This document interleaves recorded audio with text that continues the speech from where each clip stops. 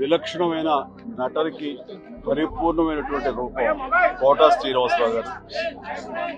మహానటుడు, ఒక legendary character actor.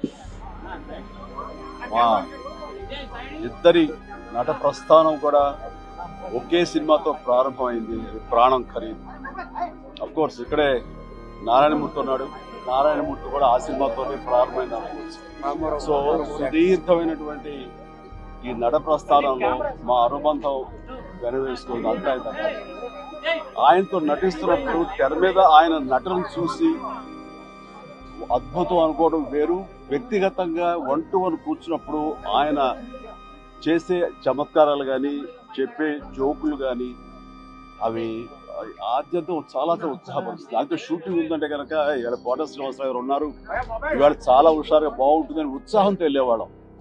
అలాగా ఆయనతోటి ఒక అనుబంధం పెనవేసుకువెళ్ళింది. ఇంకా ఆయన చేయలేని క్యారెక్టర్ మాట్లాడని యాస మాండలికాలు లేవనే చెప్పాలి.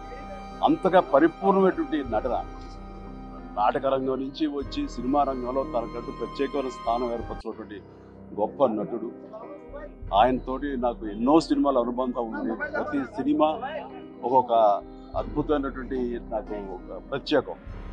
అండ్ అలాంటి మా కోటా శ్రీనివాసరావు గారు ఈ రోజున లేరు అనుకోవటం అనేది నిజంగా చాలా తీరని లోటు.